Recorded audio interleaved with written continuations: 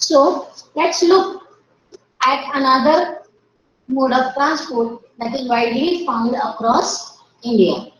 Railways have been around for more than 150 years, and while people and goods can be transported across great distance throughout the country.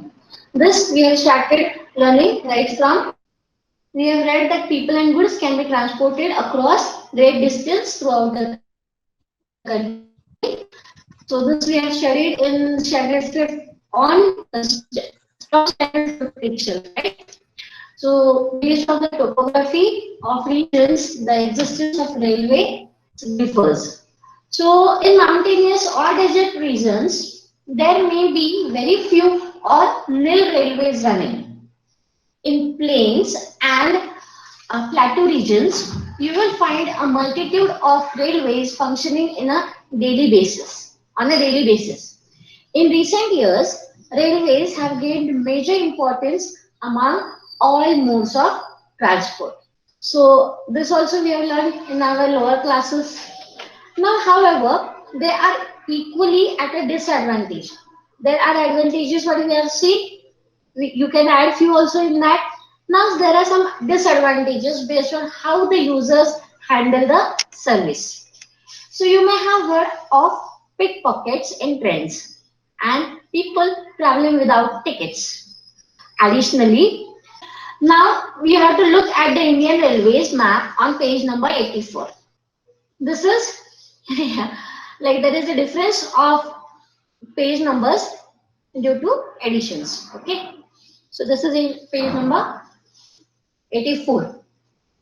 So you can see the network. Now see, there is very less network of railways towards the uh, nearby Gujarat, Rajasthan, and we can see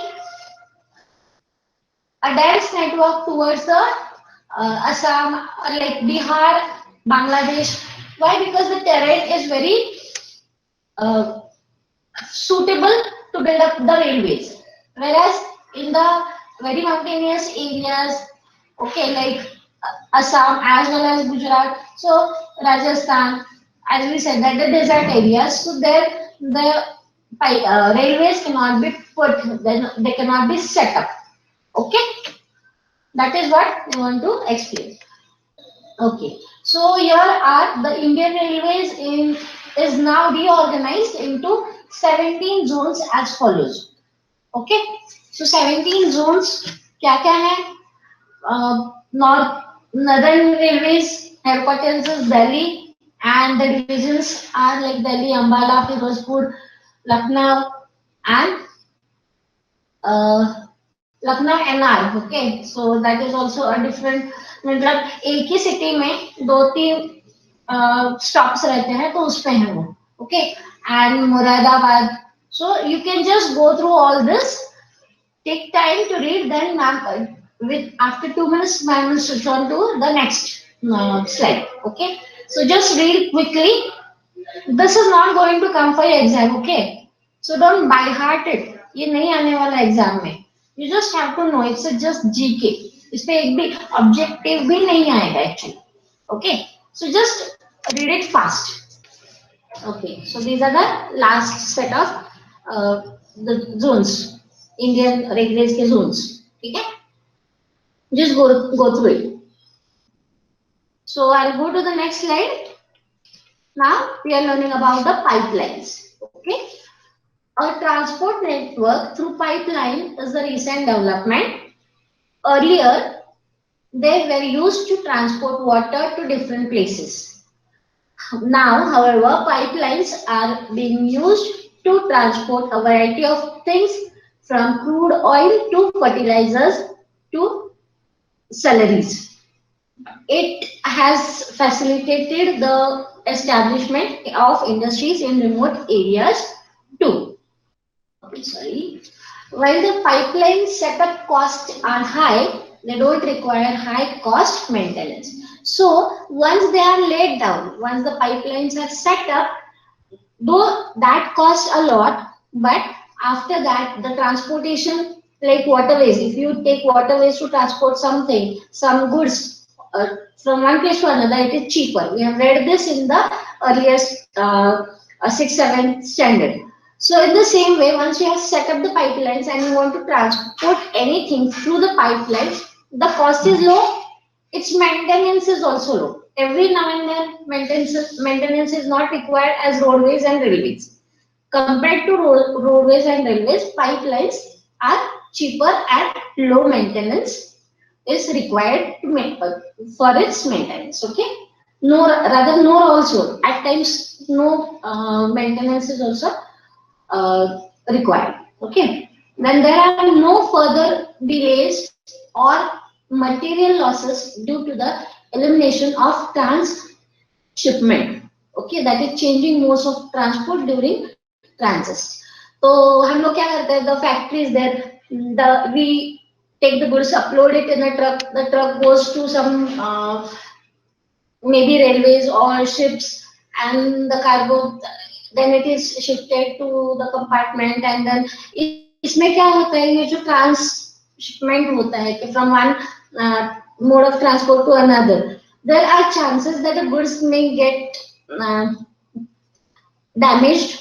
Okay, so this all can be avoided through the pipelines. If there is semi liquid, तो वो spill हो सकता है या फिर leak हो सकता है. So many of these जो disadvantages हैं, that can be eliminated with the transport through the pipelines. Okay, so now we come to the end of the PPT. We will read the textbook later, but also do this, like the diary entries, read the textbook again at home for the better understanding. So you have to start reading from the section railways on page number 82 till the end of section pipeline on page number 83. Okay, but pipelines also have disadvantages. No, yes, but nowadays they are working because see, cheaper transport, it is helpful for the customer also as well as the manufacturer also. उनको भी पैसे कम देने पड़ते हैं, हमको भी लो price में मिल जाती है चीजें. So they are working on it. Of course, each and every mode of transport has its own advantages and disadvantages. Mohit. Okay. So we have to look into the matter के कितना कितने advantages है and कितने disadvantages है, and then we have to take up the mode of transport. Okay, so we will start reading the textbook. Railways.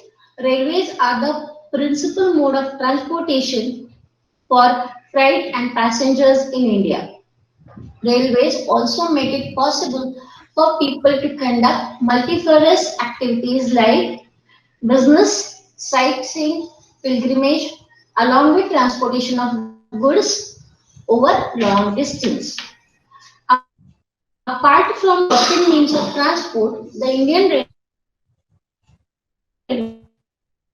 railways have been a great integrating force and agriculture. So I'm reading the next part. The Indian Railways is now reorganized into 16 zones. So we have seen the table which is covered in the PPT. Okay. So the distribution pattern of the railway network in the country has been largely influenced by the physiographic, economic, and administrative factors. The northern plains, with their vast level land, high population density, and rich agricultural resources, provided the most favorable condition for their growth. However, a large number of rivers requiring construction of bridges across their wide beds posed some obstacles. In the hilly terrains of the peninsular region, railway tracks are laid through low hills, gaps, or tunnels. The Himalayan mountainous region too are unfavorable for the construction of railway lines due to high relief. Likewise, it was difficult to lay railway lines on the sandy plain of western Rajasthan, swamps of Gujarat, forested tracts of Madhya Pradesh, Chhattisgarh, Odisha, Jharkhand. The contiguous stretch of Sahyadri could be crossed only through gaps or passes. In recent times, the development of the Konkan Railway along the west coast has facilitated the movement of passengers and goods in this most important economic region of India. It has also faced a number of problems such as sinking of track in some stretches and landslides. So in this paragraph, they want to say how the railway network is scattered throughout the India and how that geographical or terrain forms that differs in India and that decides the railway connectivity. And along with that, there is also the population that matters, the business activities or agricultural activities that also matters. And along with that, there is one problem that we have to deal with is the rivers. On the rivers, if we through the rivers or across the rivers, if we want to build the railway tracks, you might have traveled through that. How difficult it is, but in some cases we have to do that, and we have done it. So through the rivers also, the bridges are set up to get the access to the remote areas. Okay, this is they want to say. Pallavi ma'am, are you there? Do you want to continue? Pallavi ma'am? Okay, students, I will continue. Today, the railways have become more important in our national economy than all other means of transport put together. However, railway transport suffers from certain problems as well. Many passengers travel without tickets. Thefts and damaging of railway property has not yet stopped completely. People stop the trains, pull the chain unnecessarily, and this causes heavy damage to the railway. Think over how we can help our railway in running as per the scheduled time. So it is the role of the people who are going to make it a successful network of transport. So we should be careful. So we should have a ticket. Do not travel without tickets. Then do not misuse the properties of railway, means along with the bogies and then railway tracks. There are so many assets they have made. They have means invested in that. So we should think about those assets, the money involved it, and we have to be a very means well-mannered citizens. So we should take care of all this. But this is not happening in India only because of poverty. People are not buying the tickets. They are stealing out the railway assets, and they are damaging the railway tracks. So this causes a lot of problem, and that is why railways are still facing some problems in running in scheduled time. Now pipelines. Pipeline transport network is a new arrival on the transportation map of India. So pipelines transport network is a new arrival on the transportation map of India. In the past, they were used to transport water to cities and industries. Now, these are used for transporting crude oil, petroleum products, and oil and natural gas feed to refineries, then fertilizer factories, and big thermal power plants. Solids can also be transported through a pipeline when converted into slurry. Now, what is slurry? You can say semi-solid or semi-liquid. Liquid, बिल्कुल liquid नहीं और बिल्कुल solid नहीं. In between. Okay. So here the example is of fertilizers. Fertilizers, if they are in diluted or if they are converted into liquid, then can they be transported through the pipelines. Okay. The far inland locations of refineries like Purani, Mathura, Panipat, and gas-based fertilizer plants could be thought of only because of pipelines. The initial cost of laying pipeline is high, but subsequent running costs are minimal.